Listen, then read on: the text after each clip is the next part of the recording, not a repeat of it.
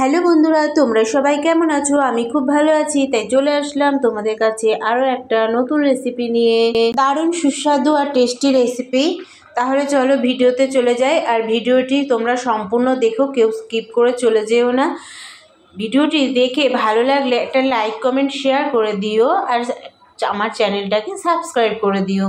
তাহলে চলো ভিডিওতে চলে যাই। দেখো আমি এখানে পুরো একটা গোটা বাঁধাকপি নিয়েছি। বাঁধাকপিটাকে আমি 3 পিস করে কেটে নিলাম।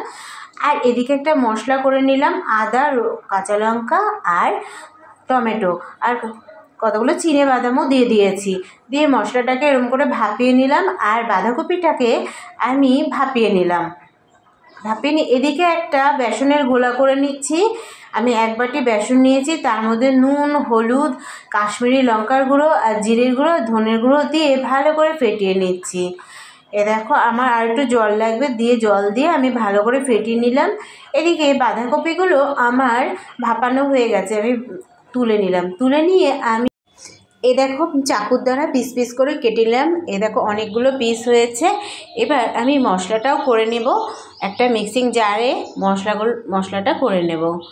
শুকনো লঙ্কাও দিয়েছিলাম, তোমাদের শুকনো লঙ্কা বলতে ভুলে গেছি, আমি শুকনো লঙ্কাও দিয়েছিলাম। এবার গ্যাসে কড়াই বসিয়ে আমি সর্ষের তেল গরম করতে বসিয়ে দিলাম। এই রান্নাটা সর্ষের তেলে করলে টেস্ট আরও ভালো হয়, তাই সর্ষের তেলেই আমি ভাজলাম।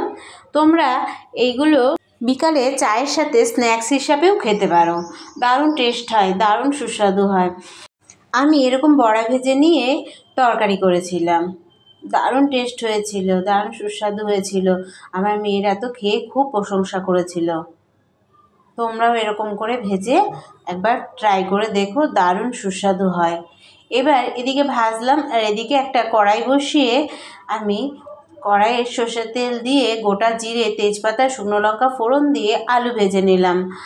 আলু ভেজে নিয়ে আলু যখন লাল লাল হয়ে ভাজা হয়ে যাবে, তখন আমি ওই বাটা মশলা দিয়ে দিলাম। বাটা মশলা দিয়ে আমি ভালো করে কষিয়ে নিলাম। আমি এখানে ঢেকে ঢেকে কষাবো, কষালে তার টেস্টও দারুণ হবে। আর এদিকে নুন দিয়ে দিলাম, হলুদ দিয়ে দিলাম, আর দিয়ে দিলাম 1 চামচ ধনের গুঁড়ো আর 1 চামচ জিরের গুঁড়ো দিয়ে ভালো করে কষিয়ে নিলাম। আবার ঢেকে ঢেকে কষাবো। দেখো বড়াগুলো কত সুন্দর হয়েছে দেখতে, দেখো কত সুন্দর লাগছে দেখতে। এবার আমার কষানো হয়ে গেল আর তেলও ছেড়ে এসছে। এবার আমি দিয়ে দিলাম গরম জল। পাশের বার্নারে আমি গরম জল করে রেখেছিলাম, গরম জল দিয়ে দিলাম। গরম জল দিয়ে যখন ফুটে উঠবে, তখন আমি কিছুটা কসুরি মেথি আমি দিয়ে দিলাম, আর দিয়ে দিলাম বড়াগুলো দিয়ে আমি ভালো করে একটু ফুটিয়ে নেব। এদিকে আমার আলু সেদ্ধ হয়ে গেছে। দেখো কত সুন্দর লাগছে দেখতে। আর ওপর দিয়ে দিলাম চিনি। নিরামিষ তরকারিতে একটু মিষ্টি মিষ্টি খেতে ভালো লাগে। আর দিয়ে দিলাম ওপর দিয়ে 1 চামচ মতো ঘি। গ্যাসের ফ্লেম বন্ধ করে আমি কিছুক্ষণ ঢেকে রাখবো। আর তৈরি হয়ে গেল আমার রেসিপি। আজকের মতো টাটা বন্ধুরা।